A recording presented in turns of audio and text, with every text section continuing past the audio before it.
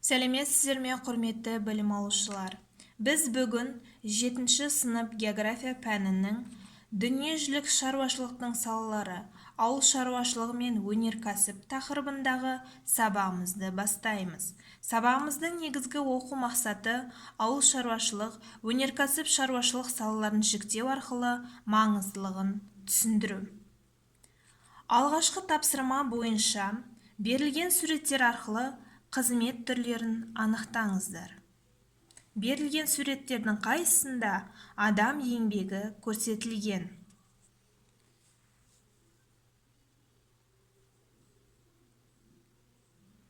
Тапсырманы анықтап болсаңыздар, бұл тапсырманың дұрыс жауабы Б, Г және Д нұсқалары. Мұнда адам қызметі еңбек етіп жатқаны көрсетілген. Яғни еңбек арқылы адам әртүрлі шаруашылықпен айналысады. Мұнда ауыл шаруашылығымен,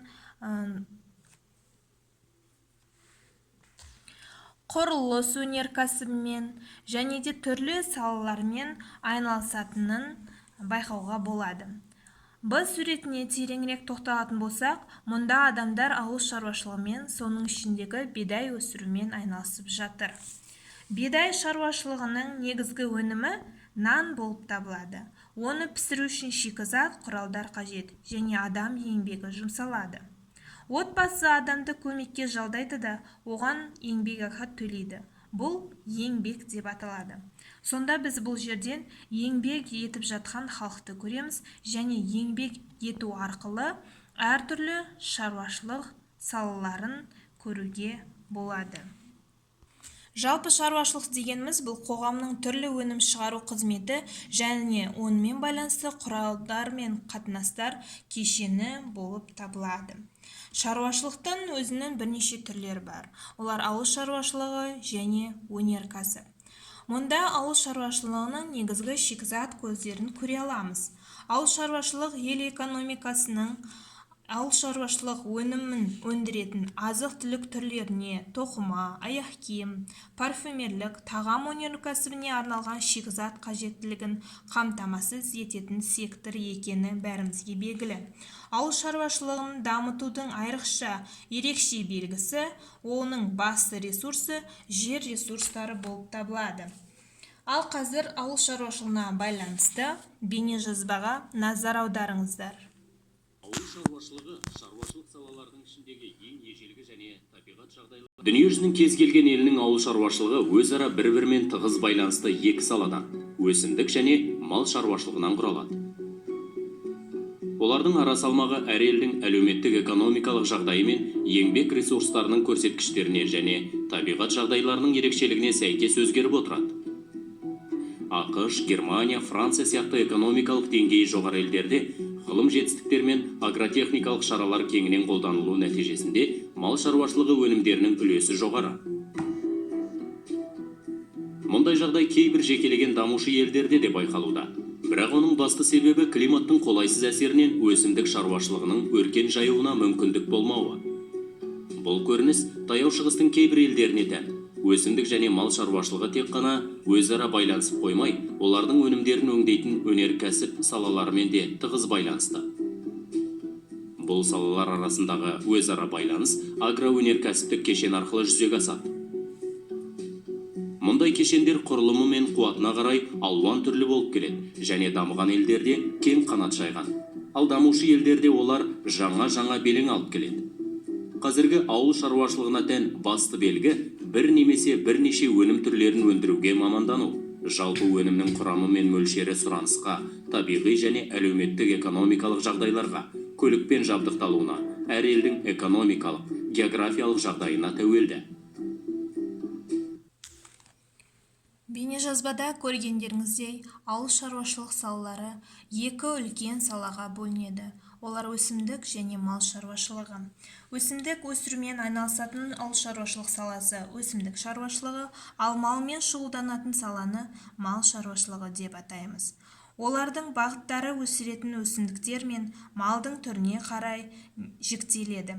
Мысалы, өсімдік шаруашылығы дәнді дақылдар, бұршақ тұқымдас өсімдіктер, техникалық дақылдар, көкөніс бақша дақылдары, цитрустық өсімдіктер, майлы және эфир майы алынатын дақылдар, жүзім шаруашылығы, жеміс шаруашылығы, саңырауқұлақ шаруашылығы және тағы басқа салаларға бөлінеді. Ал мал шаруашылығы өз кезегінде ірі қара мал өсіру, қой шаруашылығы, жылқы шаруашылығы, омарта шаруашылығы, балық шаруашылығы, бұғы, құс, шошқа шаруашылықтары болып бөлінеді. Олай болса, осы ауыл шаруашылық салалары бойынша келесі тапсырмаға назар аударамыз. Бірінші тапсырма. Мал шаруашылық және өсімдік шаруашылығының қайсысы сіздің аймағыңызда дамыған? Олар қандай жолмен дамиды?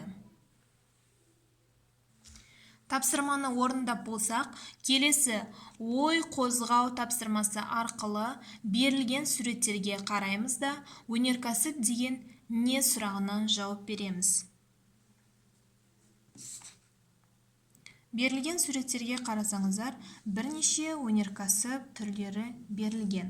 Жалпы өнеркәсіп дегеніміз шикізат пен энергияны өндіру және өңдеу, құралдар, тауарлар, еңбек құралдарын, жеке және өндірістік пайдалану тауарларының көпшілігін жасауды қамтитын қызмет аясы болып табылады.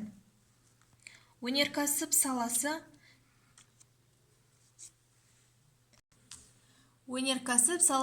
негізгі екі салаға бөлінеді. Мұнда сендерге екі сала жасырын түрде берілген және ол салаға жататын негізгі өнеркәсіп түрлері берілген. Өнеркәсіптің бірінші саласына электр энергетикасы, тау-кен өндірісі, ағаш өнеркәсіп, аң аулау, балық аулау және тағы басқа салалары жатады. Ал өнеркәсіптің екінші түріне машина жасау, металл өңдеу, түрлі және түсті металлургия, мұнай өңдеу, химия өнеркәсіп, тоқыма, аяқ киім және тағы басқа салалары жатады. Енді сіздерге қойылатын сұрақ: өнеркәсіп саласы қандай екі топқа бөлінеді?